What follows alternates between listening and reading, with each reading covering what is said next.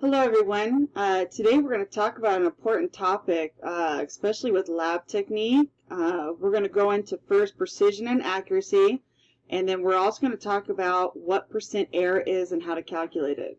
So I put in my PowerPoint kind of like some visual aspects of it, so that way you understand the difference between precision and accuracy. Obviously in our data we want to be the most precise and the most accurate.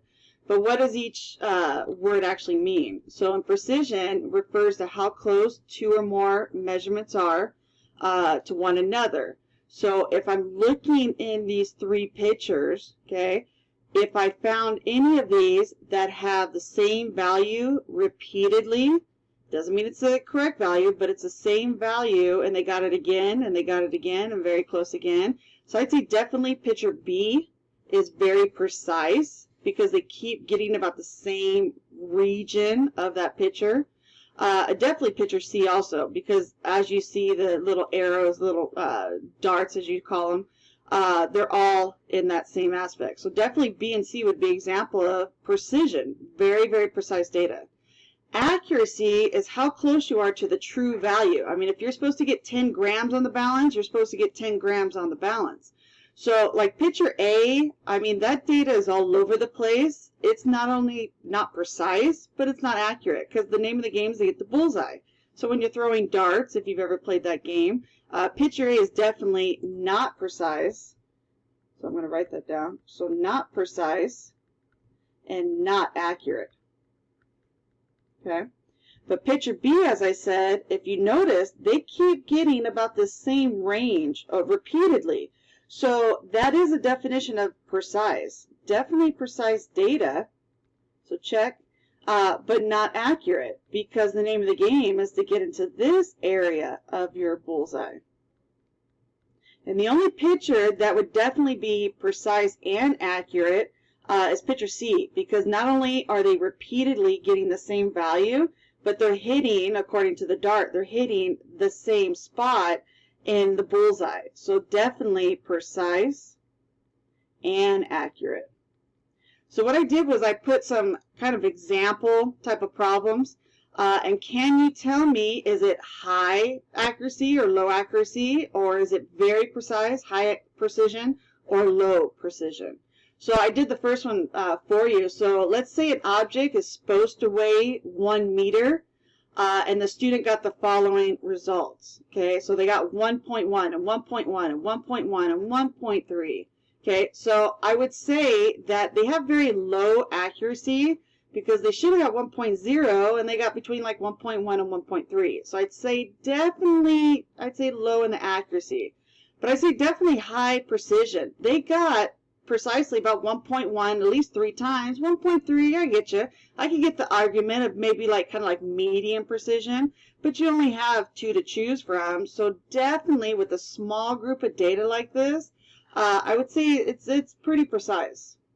What if you had an object that you measured out with a ruler and you got 50 centimeters?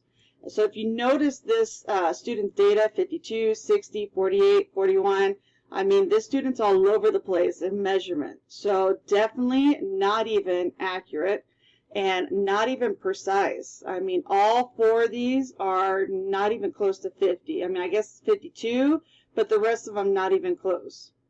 You have an object that probably was put into a graduate cylinder or a beaker and had 27 milliliters of volume, and got 27.5, 33, 21, 22. I think we can agree it's kind of like scenario number 1. Definitely not accurate and not precise. I mean, they're all the way from 21 to 20 or 33. They're all over the place. And number 13, if you're supposed to get an area of 15 centimeters squared, I would expect around 15. And if you notice, the student has 13, 13, 13, 13, but not just 13, 13.2 to 13.1. So I say definitely very precise, because they keep getting about the same number, but doesn't mean they got the same right number. So they should have got around 15, but they got around 13. So I'd say accuracy is kind of low. So why do we talk about accuracy and precision? Is because when we do labs, we always like to know, I always get students that ask me, well, was that good? Well, let's calculate it. Let's see how much air is in your data. So if you got 14 mils, but you should have got 15 mils, well, you're probably thinking, well, that's pretty good. Well, let's, actually calculate it. So there's three terms you really need to understand the difference between to calculate percent error. And it's called accepted value, experimental value, and your percent error. So your accepted value is what we like to call the true value, the correct value, what you should have got, if there was absolutely no errors in your lab technique. Now, do realize in the real life, everybody's got error, but you're trying to minimize the error. So when we do lab, we always know as teachers and students, you should know too, that you will have error in your data, but we're trying to minimize it as much as possible. So experimental value is what you measured, what you actually got. Is it what you should have got? Well, then we do a calculation called percent error. So percent error tells me basically how much error is in your data or calculation. And it's a simple calculation. You take those two values, what you got and what you should have got. And those are the only two values you need. So to calculate percent error, we have a value that goes in the numerator and a value in the denominator. But let me talk about the numerator first. The numerator has these lines, okay, and I'm sure you learned in math class, called absolute value. Whereas your accepted value and experimental value, no matter if this is maybe like a small number, or maybe this is like a big number, no matter if you subtract those and get a negative number, absolute value, there's no negative error. I mean, percent error is anywhere between 0 to whatever percent. Now, obviously, we want 0%, but we don't want high percent error. So no matter what numbers you put up here, small and big, big and small, when you subtract those two numbers, the value stays positive. And you divide that by your accepted value, and then times 100. So remember, your experimental value, this is you, okay? That is your data. The accepted value is the true value, which you should have got. Now, when we go about units, let's say it's grams. So when you have grams minus grams, so obviously I still got grams. But then you're dividing by grams. So you have grams divided by grams. Well, then obviously the units are going to cancel, and we want them to cancel. Because we're calculating for percent error. We're not calculating for gram error. We're calculating for percent error. So once we subtract and divide by the accepted, we times it by 100. Because we're trying to get whatever that result is in a percent. Okay? So we want low percentage. And usually when I'm grading labs, anything below 50%, that's pretty good data. You just definitely don't want above 50% because usually when I see that, I would tell a student, okay, you need to redo this lab again because some step in your procedures kind of went wrong. Maybe you spilt some of the sample, you didn't filter it correctly, maybe your filter paper wasn't completely dry. There's many things that go wrong in lab, and that's why we do percent error. So I put some sample calculations. I believe there's 4 of them. So if you have a calculator, please grab one, paper, pencil, so you can work these out. Anytime it's problem solving, I do a know and a don't know. So that way I can show my work, okay? I also sometimes let students, if it's like a test or a worksheet, I allow them to like write next to what these values mean, and that's fine too. You just got to show me like what you're doing, your problem solving. So if I have a 250.0 gram block and it's placed on a balance, but the balance measures 243, okay? So the balance weighs 243.9, and I told you that the block, I gave you a 250.0 gram of block. So usually with something like this, we're trying to see kind of how accurate our balance is. So we have to usually calibrate our balances with like little weights and stuff, because over time you move them, you shift them, they become uncalibrated. So we usually use little weights ahead of time, and I will teach you how to calibrate your balances. We have electronic balances, but they still need to be calibrated, okay? So if I gave you, okay, so this is what we call the true value, okay, or you could even abbreviate it, the accepted value, but your balance actually says 243, so this would be like your experimental value, okay? So what is the percent error for the block? So this could be your know and your don't know. For those of you that are confused what I mean by don't know and a don't know chart, you draw a line, okay? And basically it'd be a much straighter line than that.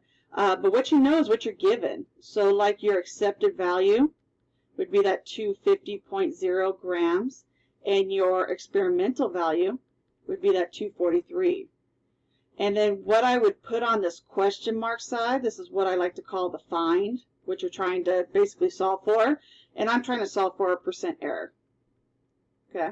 But if you label it here, if you're actually able to write on a worksheet or a test or a quiz, you can also just write it right there. Okay. So we always write an equation in AP, okay, or in CP and honors, whatever course you're taking. And as we know from our previous slide right here, accepted minus experimental, and I'm going to abbreviate that, accepted value minus experimental, and absolute value over, as you see in the equation, over accepted. So this is one of those equations that you need to know. It's not on your equation sheet, so you definitely want to make sure you know this. Students love to confuse this one with percent yield. So when I get into Chapter 3 in AP, I go over that calculation, and then I do both of them side by side, so you see the difference between them. Right now we're just doing percent error. So accepted, we set our accepted. I'm going to put my absolute value, so my 250.0 gram, and all I know is it's a block. I don't know what element it is or chemical. And my experimental is 243.9 grams. And then divide by the accepted, and the accepted was that 250.0. Okay, so I'm going to use my calculator, and we're going to subtract the top, so that 250.0 minus 243.9. Now remember, we don't really need to look at sig figs or anything like that, but when you are subtracting, it is about the least after the decimal. So I know when I subtract these two numbers, I do get 6.9 grams. But remember, we don't care about rounding or sig figs till the very end. Okay, so I still see 4 sig figs all over the place.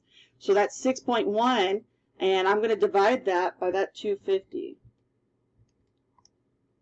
And when I do this, I need to remind myself that I need to multiply by 100, and I sometimes forget to write that because I always remember I'm finding percent. So I got to either multiply by 100, or either, as you notice, 100 has 2 zeros, you move the decimal 2 places.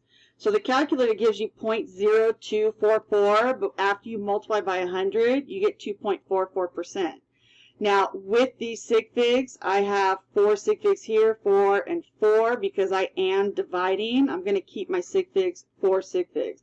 I've also had students give me 2 sig figs. I understand why they're giving me 2 sig figs, because of this 2 sig figs divided by 4, they're giving me 2 sig figs, okay? I tend to look at all of the numbers first, and that last step that I'm doing, then I base my sig figs on it. So, as I said, I understand when you give me 2 sig figs for this problem, and also 4 sig figs, and I will accept either one, okay? Obviously, I wouldn't accept 3 sig figs, because I'm not even sure where 3 would have came into. So if you did 2 sig figs, you'd get 2.4%, okay? If you did the 4 sig figs, which is what I would have taught you, you would have got that 2.44. The calculator has nothing left, so you would put a 0. That 0 counts as a sig fig because it follows the 4 and it contains a decimal. So I would have took either one, okay? If I was a AP reader for this, it's probably that 2.440 is the one that they would have took, okay? The next problem, as you see, a student buys a rope at a store, and the label on the package says that it's 2.15. So that's the true value. If what you bought says it's supposed to be 2.15, then that's the true value. Okay, so that is my accepted value. I've also seen students put like TV, and that's fine, true value. The student measures it, and they get 1.85. So that is their experimental value. That's what they got, but they should have got 2.15. So let's calculate percent error. So percent error, we have our calculation, accepted minus experimental, divide by accepted. And we are going to times 100. Okay? So I have meters. I don't need to like convert any units. So my accepted, 2.15 meters, minus that 1.85 meters, absolute values, and then I'm going to divide that by my accepted, so 2.15. So if I was thinking or looking at this student's data, they definitely got some error in this data. The problem right before it, 2% error, is not too bad. That's pretty good. But if I'm looking at this, there's definitely some error here. So 2.15 minus that 1.85. So in the calculator, you get 0.30, okay? But I'm just going to keep plugging into the calculator, and I'm going to take that, and I'm going to divide it by 2.15. So I need to not only, once I divide, obviously my meters are going to cancel, times 100, and you should get around 13%. So 13.953, just showing this because of rounding. Because this is where I'm going to cut, because I have 3 sig figs, and I divided the least sig figs between the numbers. So 13.9, the number after this is greater is 5, so I'm going to round this to 14.0. Now, if you put 13.9%, that's still fine, because you're always allowed to be off by that last digit, okay? So don't get too freaked out about that number 5. You put 13.9, I got 14.0. We're okay. You're allowed to be off by 1. And when I say that, I'm talking about the last digit. You're allowed to be off by that last digit by 1. So 14%. So definitely there is some error going on in this data, okay? Problem number 3, let's say you were trying to actually do the density of water. We all know the density of water by now. This is liquid water, 1.0 gram per milliliter. But when the student actually was trying to determine the density of water experimentally, they got 1.075. And that's pretty close to 1.0. So there's probably a little bit of error. If I was a betting person on here, it's definitely less than 10% error, probably maybe even less than 5% error. So we know that this is the true value, the accepted value, and the student got this value, this 1.075. So I'm going to write my equation. So my accepted minus experimental, divide by that accepted value times 100. So the accepted value, the true value, 1.00, and it's very important that you still write the units. The units don't disappear because of that absolute value. You still have to write units. So obviously I would be subtracting that and then dividing by that accepted value, that 1.00 gram per mil. So when I subtract that numerator, obviously it looks like it'll be a negative number, but no matter what, because it's absolute, it's still going to be a positive number. So you get in the calculator about 0.075. Not too concerned about sig figs until the very end, so I'm going to divide by 1. Obviously I don't need to plug that into the calculator. And then move that decimal 2 places to multiply by 100. So the student got, looks like about 7%, 7.5. And because I have 3 sig figs, 4 sig figs, 3 sig figs, I'm going to keep my answer 3 sig figs. So 7.5% error.